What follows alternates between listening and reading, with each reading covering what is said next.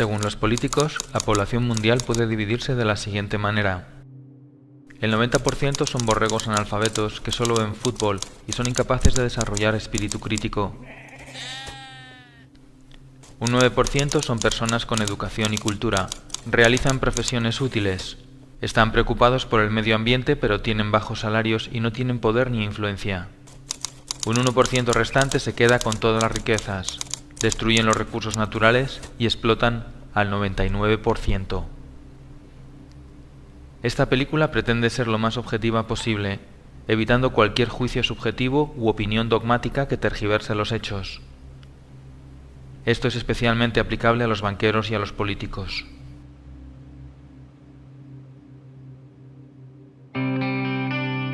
Según el Bank for International Settlements, los bancos alemanes y franceses tienen expuestos en la economía española y la italiana unos 730.000 millones de euros. Según Santa Claus, el mayor problema de la economía española es el déficit público.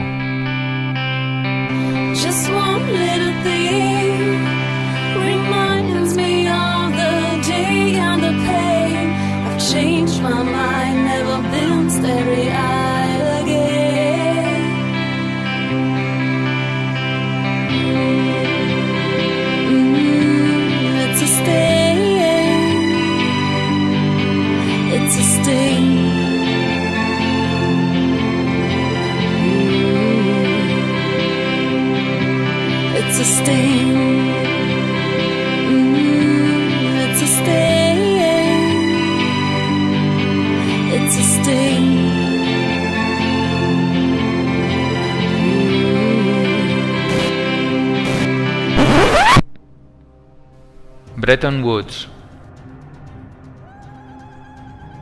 El 1 de julio de 1944, Estados Unidos convoca a 44 naciones que se reúnen en Bretton Woods.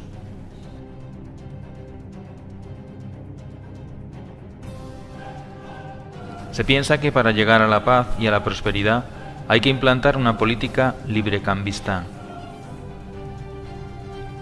En Bretton Woods se crean dos organismos clave en la economía actual: el Banco Mundial y el Fondo Monetario Internacional.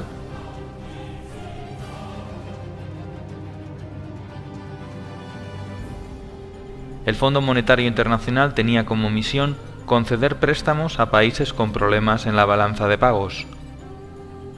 El Banco Mundial ofrecería préstamos para economías que hayan estado en guerra y que necesiten ayuda. Se estableció el valor de las monedas con respecto al dólar y no al oro. Tanto Roosevelt como Truman apoyaron sin fisuras el acuerdo buscando la paz y la prosperidad gravemente dañadas después de las dos guerras mundiales y la Gran Depresión. Rusia se opuso al tratado, al igual que la Asociación Norteamericana de Banqueros, los economistas Taylor Petty y John Francis Neyland y el banquero Latimer Gray. Todos ellos vaticinaron que si el Fondo Monetario Internacional se establecía en países con problemas económicos, este terminaría teniendo un poder absoluto sobre las soberanías nacionales.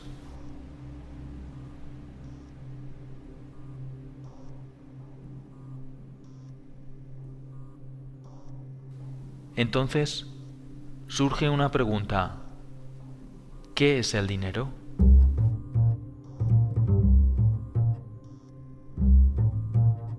La mayoría de la población no sabe lo que es el dinero ni cómo funciona. De esa forma pueden ser engañados, manipulados y controlados fácilmente por los bancos y por los gobiernos. Antiguamente, el dinero era algo físico. Se utilizaba como forma de intercambio. Cualquier cosa podía ser dinero: una pluma, sal, conchas marinas, semillas de cacao, arroz, ámbar, especias, cobre o también los metales preciosos. Con el tiempo aparecieron las primeras monedas y luego billetes cuyo valor se referenciaba con el oro o con la plata. Como el oro era muy engorroso de transportar, se empezó a guardar en bancos y estos emitieron pagarés que valían lo mismo que el valor depositado en oro. Pronto los banqueros se dieron cuenta de una cosa: si un banco emite mucho más pagarés que el oro que tiene depositado, nadie se dará cuenta y le hará mucho más rico. Este sistema se conoce como sistema de reserva fraccional. El banco solo tiene que tener una parte del dinero. Como hemos visto en Bretton Woods, hubo un cambio importante en el concepto de dinero. El valor del dinero ya no dependía de los depósitos de oro. Se podía crear dinero de la nada. Solamente el 5% del dinero del mundo existe en forma tangible como billetes y monedas. El resto del dinero son solo unos y ceros en un ordenador.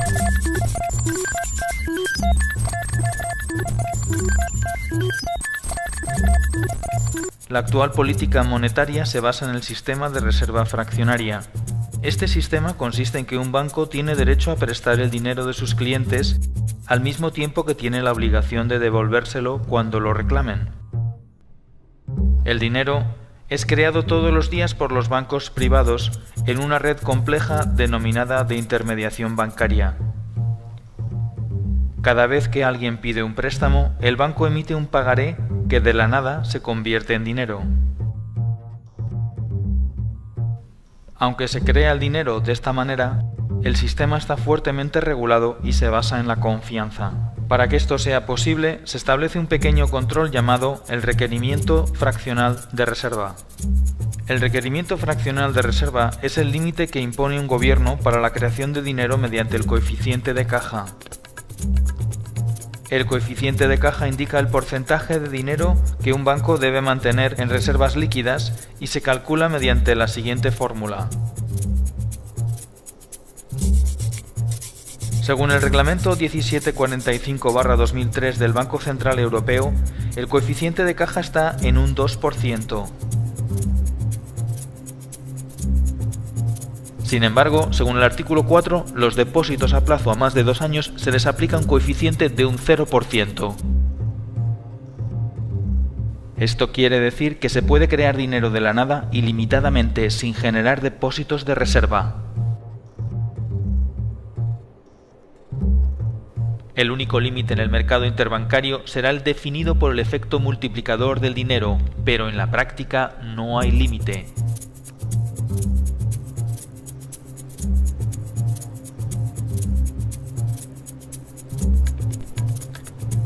El efecto multiplicador define que por cada 1000 euros se pueden crear de la nada 50.000 euros más.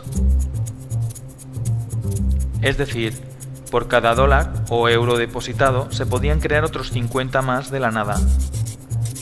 Esto viene a ser un índice de la relación entre la economía real y la economía ficticia. En la práctica, el dinero lo crean los bancos privados cada vez que alguien solicita un préstamo.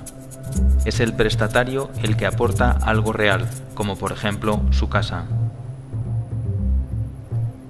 Cuando un banco no puede pagar, se le rescata con el dinero de los ciudadanos.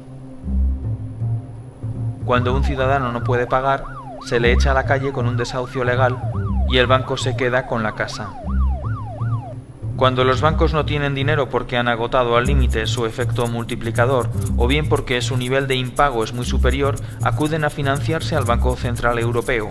El Banco Central Europeo es quien realmente hace la verdadera magia. Puede crear dinero de la nada y ponerlo a muy bajo interés y dárselo a los bancos. Ese dinero luego lo utilizan los bancos para especular, comprar bonos que el propio Estado tiene que devolver con mayor interés y prestarlo a intereses mucho mayores del 1%, generándoles unas plusvalías inmediatas por no hacer nada. De esta forma surge una pregunta ineludible. Si el dinero se crea de la nada solo en base a la deuda, ¿por qué los gobiernos no crean dinero y lo prestan directamente a las pymes y a las familias y así activar la economía? Sin embargo, estas operaciones solo benefician a los bancos y no a los ciudadanos.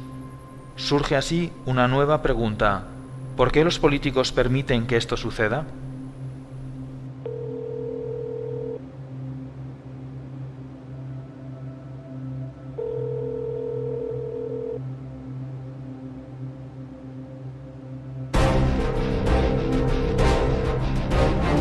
Teoría de las puertas giratorias. Los políticos gastan el dinero público en proyectos, endeudándose, pidiendo dinero a bancos que crean el dinero de la nada, pero que cobran intereses haciéndoles un favor.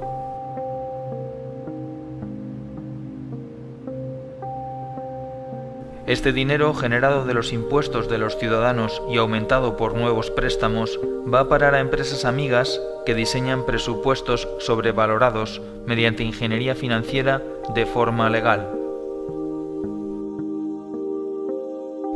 Una obra que cuesta 120 millones ahora cuesta 160 millones por arte de magia. Los proyectos suelen ser obras públicas de gran calado y se vende la idea de que este tipo de proyectos mejoran la economía del país y son buenos para la gente. Cuando esta operación se hace bien no pasa nada, pero cuando se hace mal se descubren tramas de corrupción y pueden ser juzgados por la ley. Para que el sistema funcione y queden impunes, hay que manipular las leyes o bien comprar también a los jueces. Una vez que el político se queda con la diferencia, el dinero se guarda en paraísos fiscales lejos de cualquier control.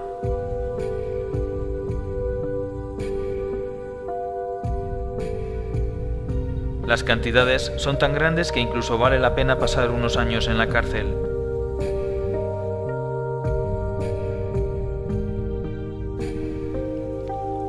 Para devolver el favor que los bancos hacen a los políticos, estos legislan haciendo que la banca siempre gane y organizando más tarde sustanciosos rescates con el beneplácito de las instituciones internacionales que están metidas en el ajo.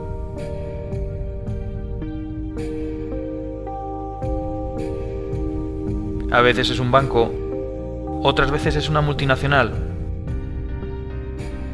otras una gran constructora. Con estas operaciones se genera un déficit público insostenible, que no es otra cosa que una deuda contraída de la nada a través de un banco. Todo se hace muy complicado para que nadie lo pueda entender. Obviamente, no hay dinero para pagar porque se han contraído deudas inabarcables. Se vende la idea de que hemos vivido por encima de nuestras posibilidades. Como solución, se acude entonces a un rescate. El Fondo Monetario Internacional rescata al país priorizando el pago de la deuda e incluso cambiando la Constitución. Pero para aprobar el nuevo préstamo, que también se crea de la nada, se exige al país que aplique unas medidas que garanticen el pago de la deuda. Las medidas van destinadas a esclavizar a la clase media mediante la bajada de salarios y el cese de los derechos adquiridos. Se privatizan los activos del gobierno y estos pasan a manos privadas, a precio de chollo. Una vez que los políticos acaban su mandato, se incorporan como consultores a alguna de las empresas o bancos a los que han hecho un favor. Muchos de los altos directivos de empresas como Goldman Sachs, Lehman Brothers, JP Morgan, Morgan Stanley y los grupos energéticos terminan trabajando en los diferentes gobiernos y viceversa, confirmando una vez más la teoría de las puertas giratorias.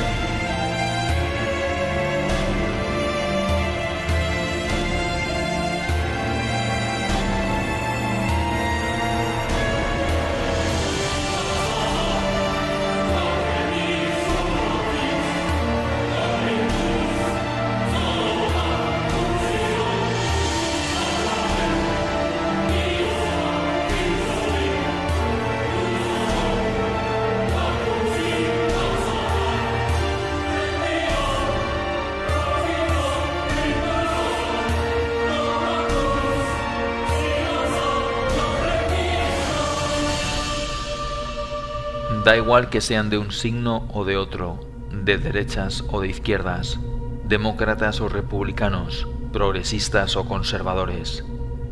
La realidad económica nos señala que los políticos, en lugar de prestar sus servicios a la ciudadanía, al 99%, la prestan al 1%.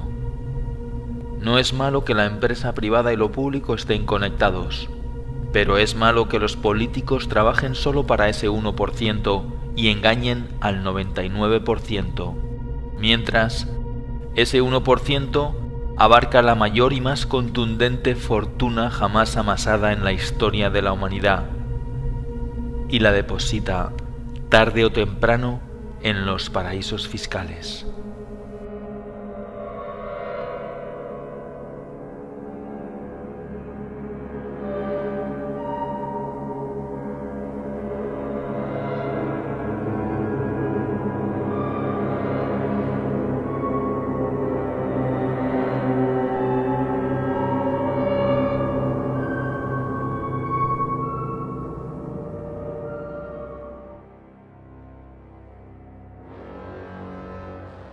La gran mayoría de las empresas que cotizan en el IBEX 35 tienen presencia en los paraísos fiscales.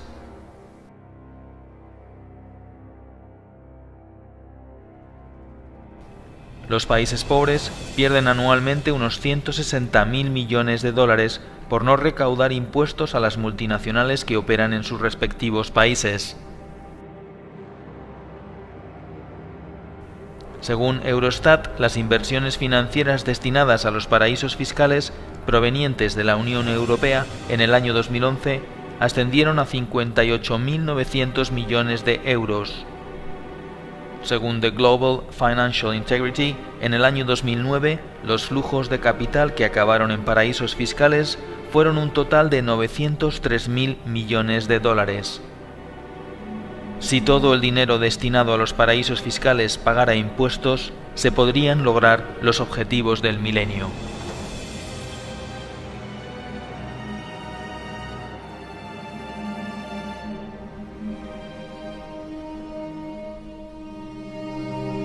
Como hemos visto, el principal problema de la economía no es el déficit público, ni siquiera la deuda. Todos esos males no son problemas, son consecuencias. El sistema financiero y las corporaciones multinacionales, al no encontrar un límite a su actividad, han corrompido el sistema político sometiéndolo a sus intereses, dando la espalda a las personas, creando un mundo cada vez más absurdo y esclavizante. Los políticos trabajan para los lobbies financieros, dejando al ciudadano cada vez más indefenso y pobre.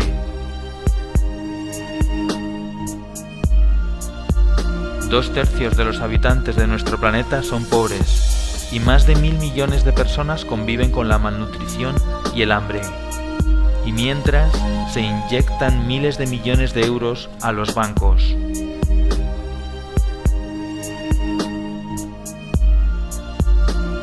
¿Cómo es posible? El 99% de la población está cada vez menos protegida y es más vulnerable a ser explotada y padecer una miseria económica perpetua.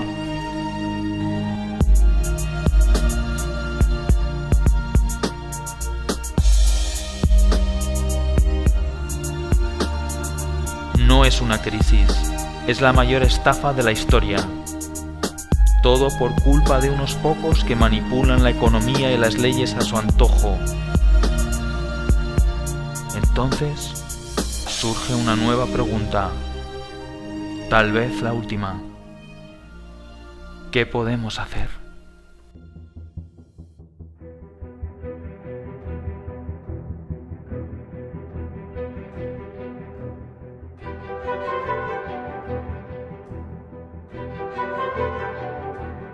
Creación de una tasa sobre operaciones financieras del 0,1%. Establecer un sistema de deuda odiosa para los casos de corrupción con un tribunal independiente que lleve a cabo auditorías sobre la deuda y sus acreedores. Acabar con el secreto bancario. Limitar la actividad de los paraísos fiscales mediante impuestos al capital circulante del 30%. Presionar a los partidos políticos para que reorienten sus políticas a favor del bienestar de los ciudadanos. Apoyar asociaciones que persigan una justicia más independiente del poder político y económico. Utilizar la banca ética. Presionar y participar en las organizaciones sindicales para contrarrestar el poder de las multinacionales y de las reformas laborales. Participar y apoyar organizaciones que fomenten la solidaridad y el comercio justo. Pon en marcha una iniciativa legislativa popular. Entérate de cuáles son las condiciones concretas en tu país. Participar y apoyar organizaciones que protejan el medio ambiente y propongan un modelo de crecimiento sostenible. No votes a los partidos mayoritarios. Lee libros e infórmate sobre la realidad. No te creas lo que te dicen los medios de comunicación, la mayoría están comprados. Piensa que la pasividad y el escepticismo son cómplices de la corrupción. Afíliate a un partido con el que estés en desacuerdo y trata de cambiarlo desde dentro. No utilices la violencia, utiliza la cabeza. Somos el 99%. Tenemos mecanismos para contrarrestar el poder. Somos más fuertes. Somos más. Es hora de entrar en acción.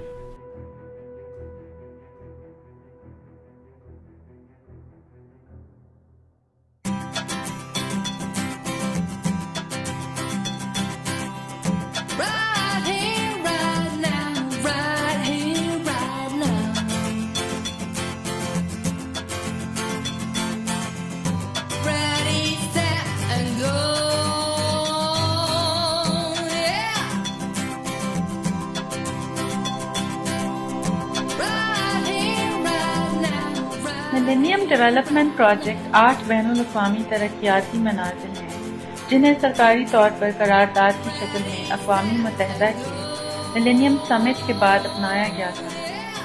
ये millennium summit अक़वामी मुत्तहिदा की millennium declaration के बाद करार पाया था।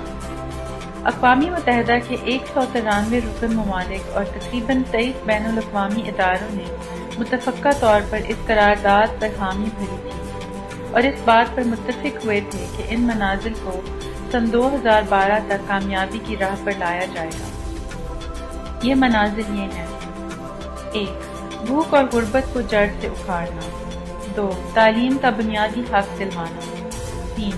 जिनसी तवाज़ुन और मुसावात को आगे बढ़ाना और औरतों को उनके हकूक़ दिलवाना और इनको इख्तियारात देना। 4. नए पैदा बच्चों की शराह अमवात में कमी लाना। 5. जच्चा और बच्चा की सेहत को बेहतर बनाना। 6. मलेरिया और एड्स जैसी मौलिक बीमारियों का मुकाबला करना। 7. माहौलियात को यकीनी सूरत देना। 8. दुनिया भर में लोगों को तरक्याती हिस्सादारी देना।